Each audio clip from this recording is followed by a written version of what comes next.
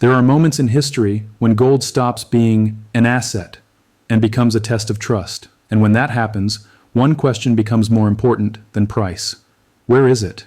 Today we're diving into Germany's $247 billion panic, and why Berlin is suddenly treating the gold it stores in New York like a pressure point. Because if you understand this story, you understand something bigger. In a stressed world, custody is power. Imagine you're responsible for a nation's emergency parachute. Not a metaphor. A real, hard, heavy parachute made of metal. A parachute that exists for the day confidence breaks. And the parachute isn't in your closet. It's in someone else's building. The building is reputable. The locks are strong. The relationship has been stable for decades. But then gold explodes upward in price. Trust between institutions fractures across the world. And suddenly your brain does something simple. It runs the regret test. What if we need it fast? That's where Germany is right now. The number that changed the mood. Germany holds one of the largest official gold reserves on Earth. Roughly 3,850.25 tons. That's the headline number. But the story begins when you convert tons into what markets and ministers actually feel, troy ounces and dollars. 1 metric ton is about 32,150 troy ounces. So 3,350.25 tons is roughly 107.7 million ounces of gold. Now watch what that means. Every $100 move in gold is not a chart. It's roughly $10.7 billion swinging on the national balance sheet. A $500 move, that's over $50 billion in implied valuation change. And here's a visual that makes it real. A standard large gold bar is roughly 400 troy ounces, so Germany's reserve is on the order of 250,000 bars. 250,000, that's not savings, that's strategic insurance. So, when gold trades in the $5,100 to $5,500 zone and prints volatility like a heartbeat monitor, the reserve stops being a dusty relic. It becomes a financial safety net with real gravitational pull. And here's the twist. A major portion of that safety net is stored outside Germany. The vault map nobody talks about. Most people assume a country's gold is stacked neatly under its own capital city. In reality, large holders often split custody across multiple locations for history, liquidity, and strategic access. Germany's distribution is commonly described in 3 buckets: Frankfurt, domestic control; New York, strategic settlement access; London, trading and liquidity hub. The rough estimates often cited look like this: Frankfurt, around half; New York, roughly a third; London, the remainder. And when you translate the New York portion into today's price levels, you land in the neighborhood of $220 to $247 billion, depending on where gold is trading and how the valuation is rounded. That $247 billion number is the psychological spark, not because it's new, but because it suddenly feels enormous. When something is worth that much, the question changes from, is it stored, to, can we touch it quickly if the world turns ugly? Why New York feels different in a crisis. Here's what makes New York emotionally different from some vault in some place. New York is where a lot of the world's financial plumbing converges. It's where settlement confidence is supposed to be unquestioned. It's where the system is supposed to work smoothly, even when everything else is shaking. So, if the story ever becomes a major nation wants to bring a large share of gold home, the market doesn't just hear logistics. The market hears a trust check is happening. That's why people use words like hostage or bargaining chip in the commentary space. Not because anyone is admitting wrongdoing, but because the emotional framing reveals the real anxiety. When stress rises, foreign custody can feel like dependence, and dependence feels like a vulnerability. Inside the vault, what stored really looks like. Here's another detail most people never visualize. A giant custody vault isn't one big pile of gold where everybody's bars are mixed together. It's more like a library, separate compartments, separate cages, separate records. Each holder's metal is typically kept behind its own barrier, with its own inventory controls. The gold isn't owned by the vault. It's held in custody. That distinction matters because it's the entire point of trust-based storage. The vault is supposed to be a neutral guardian, not a claimant. But in a stress era, even that neutrality gets tested, not by accusations, but by timing. Because in a crisis, custody is no longer a concept. It's a stopwatch. How fast can you verify? How fast can you access? How fast can you move? The vault can be perfectly honest and still face the same problem: speed, capacity, and procedure under pressure. Why was it there in the first place? This is important, so let's be fair. Germany didn't store gold abroad because it forgot how to build a vault. It stored gold abroad because of strategy. Historically, placing gold in major financial centers did 3 things. It provided geographic diversification. It allowed quicker access to market liquidity if needed. It anchored Germany inside the settlement plumbing of the global financial system. In plain language, if you ever needed to swap, pledge, or mobilize gold fast, being in New York and London made that easier. Think of it like keeping emergency oxygen in multiple rooms. In calm times, this is smart, but in stressed times, the same design can feel like a vulnerability because diversified custody can start to look like distributed dependency. The liquidity argument people forget. There's another reason countries keep gold in London or New York. Not because they want to sell the gold, but because they want the option to mobilize it without moving it. Gold can be pledged as collateral. It can be swapped temporarily. It can support liquidity operations in emergencies. That's the key idea. Sometimes the goal of foreign custody is speed of financial action, not physical motion. But the moment trust gets questioned, that same setup creates a brutal reversal. If your gold's strategic value is speed, then any chance of delay becomes the worst-case scenario. So the very reason it was placed there becomes the reason people want it back. The paradox. Why the same gold can feel both smart and risky. Here's the paradox that sits at the center of this entire debate. Keeping gold in a global hub is smart because it can be mobilized fast inside the system. But bringing gold home feels smart because it reduces reliance on the system. So which is it? Both. That's why big holders often land on a two-door strategy. Keep some metal in global hubs for liquidity options, and keep a larger share at home for sovereignty. In calm times, the split is mostly academic. In stress times, the split becomes emotional, because the stress question is always the same. If the world glitches, do we want our emergency asset inside someone else's infrastructure? Or in our own hands? This is why repatriation debates suddenly become loud, right when prices surge. The metal didn't change. The environment did. The perfect storm moment. So why does this flare up now? Because you're not living in a normal trust environment anymore. In the modern era, we've watched a new precedent form. Assets can be frozen, restricted, or weaponized through financial plumbing. Once the world sees that happen even once, every country runs the same internal calculation. If it happened to them, could it happen to us under the wrong conditions? That single thought changes how you view foreign custody. And when gold prices are already surging, the fear multiplier gets turned up. In that atmosphere, even a small chance of delayed access becomes unacceptable, because the cost of being wrong is catastrophic. Custody risk isn't someone stealing your gold. It's not a movie heist. Custody risk is simpler and more boring, which makes it more dangerous. It's the risk that in a crisis, your access is slower than you assumed, your withdrawal process is more complex than advertised. Your gold becomes part of a negotiation, not a routine, and the timeline becomes uncertain precisely when you can't afford uncertainty. Gold is a unique asset because it's supposed to be final settlement, no counterparty, no default. But the moment your gold is outside your borders, the finality becomes conditional on process. So the real fear isn't, is it safe? The real fear is it frictionless under stress?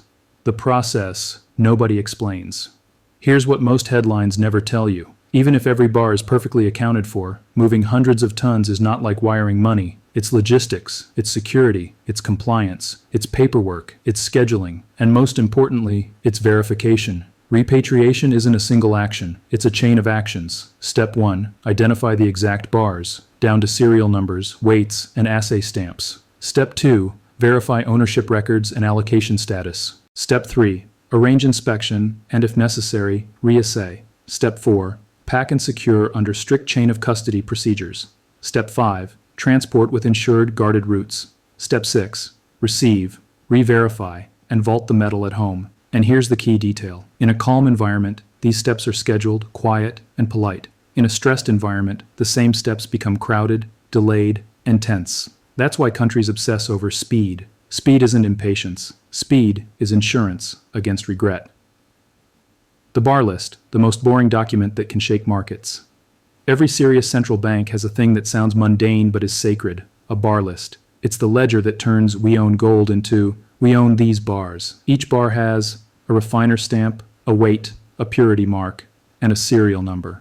When trust is high, nobody asks to see the bar list in public. When trust drops, people want paper proof of physical reality. So behind the scenes, the game becomes who can verify faster, who can reconcile records cleanly, who can demonstrate clear allocation. Because markets don't just price gold. Markets price confidence in settlement. The word that makes everyone sweat. Leased. Now we reach the most sensitive part. You've heard whispers for years about leased gold. Let's keep this clean and practical. Gold leasing exists. It's a known mechanism in bullion markets. It can provide liquidity and a modest return. It can also create layered claims and timing mismatches. Here's the clean distinction. Allocated gold means specific bars are set aside in your name. Unallocated gold means you have a claim, but not necessarily specific bars. Central banks generally insist on allocated custody for reserves, but the broader market runs on a mixture of claims, swaps, and intermediation. That ecosystem creates the fear people call paper gold. Paper claims are contractual promises. Bars are physical objects. In normal times, promises clear fine. In stress times, everyone suddenly wants the object. So the nightmare scenario, even if unverified, is simple. What if multiple entities attempt to convert claims into metal at the same time? What if delivery demand spikes? What if transportation capacity becomes a bottleneck? What if the timetable stretches? Again, fear is not proof. But fear changes behavior. And behavior is what moves prices, spreads, and premiums. Why audits show up right before a storm. When institutions feel pressure, they rarely admit panic. They announce procedure. They say, we're conducting an audit. We're updating our verification. We're reviewing custody arrangements. We're ensuring best practice. Translation. We're tightening our grip without detonating trust publicly. Audits are the diplomatic way to say, we want certainty. And certainty in a crisis is everything. Because if you can prove your bars, your records, and your chain of custody, you can calm your public. Calm your lawmakers, calm your markets, and calm your own internal risk committees. So when you hear accelerated audits, don't roll your eyes. It's not bureaucracy. It's a quiet alarm bell. The reverse heist test. Here's a strange way to understand repatriation. It's a reverse heist. A heist is breaking into a vault. A repatriation under stress is breaking out of a vault, but with everyone watching, with every step documented, and with zero tolerance for error. And the only thing that matters is this. Can the vault deliver the requested bars on the promised timetable? Because if delivery is smooth, trust survives. If delivery is delayed, trust bleeds. Not because anyone did anything evil, but because delay implies friction, and friction in a crisis is fear. Why this looks like betrayal. The title of this video says betrayed. Let's be precise. This isn't betrayal of a person. It's not an insult to a nation. It's betrayal of an assumption. The assumption is, if the gold is stored in a trusted vault, access will always be simple. In calm decades, that assumption feels true. In stressed years, the world relearns a harsher rule. Ownership is the ability to take possession without asking permission. If you must request, schedule, negotiate, or wait, then your reserve is not fully sovereign. That doesn't mean it's gone. It means it's conditional. And conditional reserves feel unacceptable when the stakes are this high. Someone says, assume we need to mobilize the gold within 30 days. What are the constraints? Another person answers, verification. Another says, transport and insurance. Another says, coordination and scheduling. And then, the most uncomfortable line drops. Assume the system is stressed. Assume delays. That's the moment the tone changes. Because delays are not a problem when you're planning a museum shipment. Delays are a problem when your gold is supposed to be your emergency reserve. So the conversation pivots from is it safe to is it accessible under stress? And that pivot is the definition of panic. The domino effect. Now listen carefully, because this is where the story becomes global. If a major holder visibly accelerates repatriation, it does something dangerous. It signals doubt, and doubt is contagious. Other countries face immediate questions from their public. Why is our gold there? Why not bring it home too? What do they know that we don't? This doesn't require hostility. It doesn't require conspiracy. It's basic optics. 1 fire drill is routine. 10 fire drills mean people smell smoke. And that's how a custody question becomes a system test. Because the system then must prove in real time that it can deliver. Quickly, smoothly, and at scale. If it can, trust stabilizes. If it can't, gold doesn't just rise in price. It rises in power, even if nobody says that out loud. Why London matters in this story. Quick detour. London. London has historically been a central hub for bullion trading and settlement. That's why many reserves sit there. When markets are calm, London is convenience. When markets are stressed, London becomes a pressure gauge, because if liquidity tightens, premiums can show up, delivery timelines can stretch, and the world learns in real time how elastic the physical market really is. So if you hear rebalancing between vaults, don't treat it as geography, treat it as risk management. The market impact most people miss.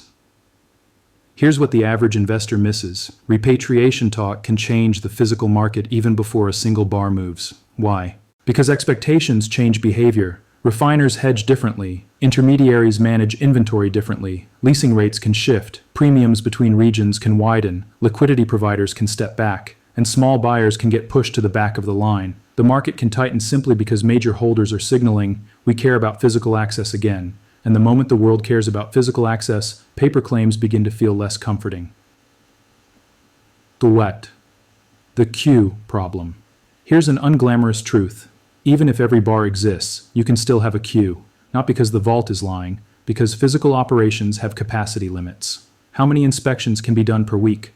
How many shipments can be secured per month? How much insurance capacity is available during market stress? How many armored routes can run quietly without creating a headline? How fast can a receiving vault process and verify? In calm times, capacity feels infinite. In stress times, capacity becomes a choke point. So when a major holder wants speed, the real question is, who else is in line? The safety net argument. Germany's gold is not a hobby, it's a backstop. In a true crisis, gold can support confidence in the currency, act as collateral, stabilize emergency financing, and serve as a last resort asset when trust in paper is stressed. That's why the size matters, and that's why the location matters. Because a safety net only works if you can deploy it when you need it. A parachute in someone else's closet is not a parachute, it's a hope. Think of it like this. Cash in your pocket is immediate. Money in an account is convenient. Money in a locked account with withdrawal restrictions is still yours until the day it matters. Gold is similar. Bars in your vault are immediate. Bars in a trusted foreign vault are convenient. Bars in a foreign vault during a global stress event can become conditional. Conditional is the enemy of emergency planning. Why some people whisper, sell. At record prices, another argument always appears. Should we sell a portion? Let's keep it neutral. Selling converts a safety asset into spending power. It can fund urgent needs, it can reduce debt, it can create flexibility. But selling also reduces your last resort backstop. So the real debate isn't emotional, it's strategic. Do you want maximum insurance or maximum flexibility? And many institutions prefer a third path. Don't sell, don't spark headlines. Just reposition custody to reduce regret, move the bars closer to home. What would actual panic look like? This is crucial. A normal repatriation is quiet, scheduled, and measured. A panic repatriation is fast, public, and urgent. And the difference matters, because the market reads it like a heartbeat monitor. Normal, stable pulse, panic, spikes. So what would panic signs look like? Shorter timetables, increased inspections, sudden public emphasis on immediate access, unusual language about contingency, and other nations echoing the same themes. If you see multiple signs at once, the market will start pricing in a bigger event. In the end, there are only two outcomes that matter. Outcome A, requests are handled smoothly, bars move on schedule, confidence returns, the story fades. Outcome B, requests get delayed, explanations get vague, timetables stretch, and the world quietly realizes physical settlement has friction. If outcome B happens even once, it can change gold's role for a generation. What this means for you. Now let's bring this down from central banks to real life. You might be thinking, why should I care where another country stores its gold? Here's why. When the world starts caring about custody and delivery, it's usually because the world is starting to doubt paper promises. And when paper promises get questioned, markets reprice everything, not just gold, everything built on confidence. So you watch these moments the way sailors watch the wind. Not because the wind is evil, because wind tells you the weather is changing. 3 questions you can use. Even if you never buy a gram of gold in your life, you can use this story as a lens. Here are the 3 questions that matter. What is the asset? Is it a promise or an object? Who controls access? Is access automatic or permission-based? What happens under stress? Do rules become stricter when volatility rises? Those questions apply to everything. Banks, platforms, reserves, funds, markets. Gold just makes the lesson obvious because it's physical. That bar doesn't care about speeches. It doesn't care about headlines. It doesn't care about ideology. It only cares about one thing: who holds it. And in a world where trust can fracture overnight, the ability to hold your reserve becomes the reserve. If you want to follow this story without being manipulated by noise, watch the quiet signals. Mentions of verification and review, any increase in the frequency of custody reporting, any formal updates to reserve location policy, any unusual spikes in regional premiums and delivery demand, and most importantly, other holders beginning similar routine discussions. Because the story isn't just Germany, the story is the world relearning that financial plumbing can become a choke point. Why this story spills into other markets. One last thing, gold is the headline, but custody anxiety doesn't stay confined to gold. When institutions start caring about physical and location, it spreads to silver, strategic metals, and any market where paper claims are larger than deliverable inventory. Because the psychology is identical. If stress rises, people don't want exposure, they want possession. So even if you're focused on silver, watch the gold custody debate like it's a smoke detector. Gold is usually the first asset the system tries to keep calm. If it starts to shake, everything downstream gets louder. So here's the true meaning of Germany's 247 billions panic. It's not that gold is failing, it's that trust is failing. And gold is what nations reach for when trust fails. Gold doesn't fix trust, it replaces it. And when the gold sits abroad, the replacement becomes conditional. That's why Germany's move, even if cautious, is a warning flare. The era of "we don't care where it's stored" may be ending. And here's the personal takeaway. Again, not advice, just a framework. In calm seasons, convenience wins. In stressed seasons, control wins. So whenever you evaluate any safe asset, ask yourself, do I own the thing? Or do I own a promise for the thing? Because the moment the world starts arguing about custody at the national level, it's a reminder that the fine print matters at every level. Remember, in a crisis, the real price of gold isn't the number on your screen. It's the minutes between asking for delivery and hearing approved. That time gap is where fear breeds, and where trust either survives or snaps fast.